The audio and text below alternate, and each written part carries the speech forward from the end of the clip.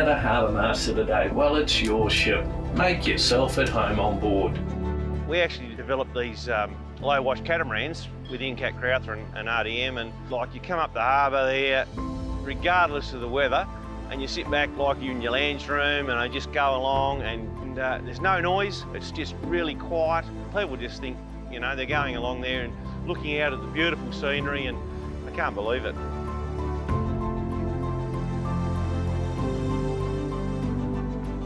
We're here at Hell's Gates. It's quite a treacherous entrance. It's given its name by the convicts because they believed that when they came through here they're going to hell on earth, and certainly I wouldn't have wanted to be one of those fellas, that's for sure. We can actually go out to sea. We can go out to the main lighthouse, which is a spectacular view. It's a 37-metre lighthouse. It was built in 1896.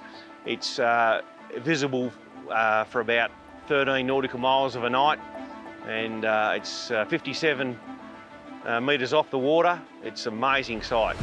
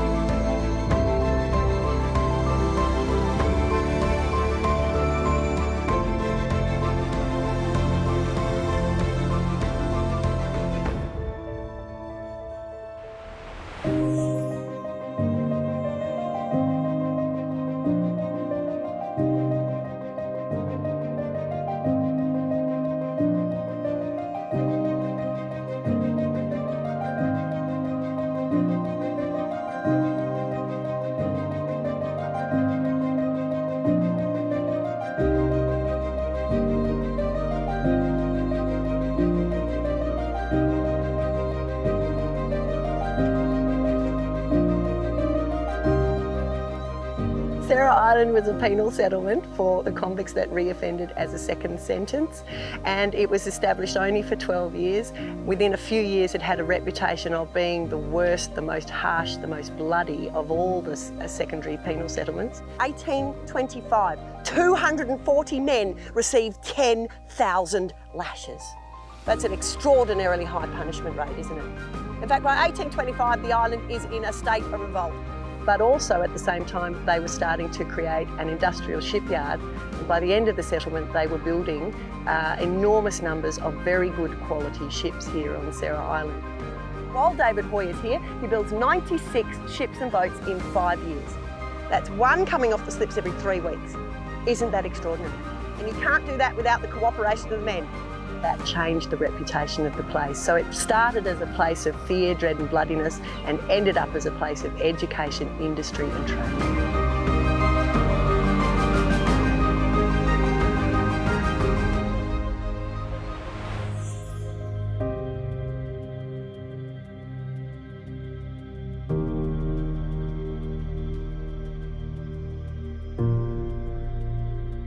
You come out to Hell's Gates, you go to Sarah Island, you see the fish farms and you see the harbour scenery, but that Gordon River on a nice day, it's just amazing. Got the beautiful black tannin water, and it acts like a mirror, and you get absolute reflections where you can take a photo, you turn the photo upside down, you can't actually pick which way it goes. It's just beautiful.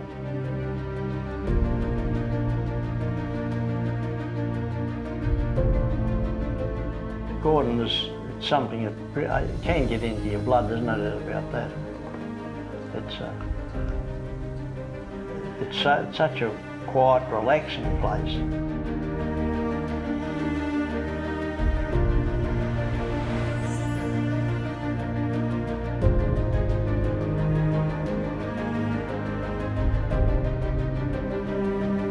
Eries Landing's a little bit of just a short walk through the rainforest there. We spent 40 minutes in there, so you can, it's only 400 metres, but spending so long, you can actually get time and take it all in, because there's so much to see in that short time.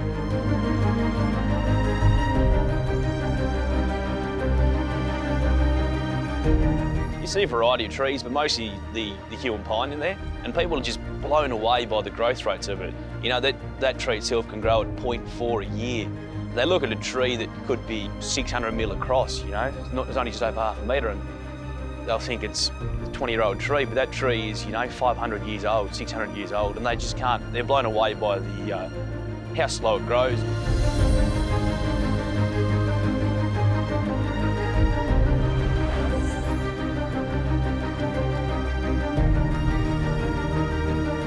We have not missed in our whole existence, in nearly 30 years, we have not missed one day because we couldn't operate through an engine failure or a breakdown or a maintenance issue, not one day, or weather, and we pride ourselves on that.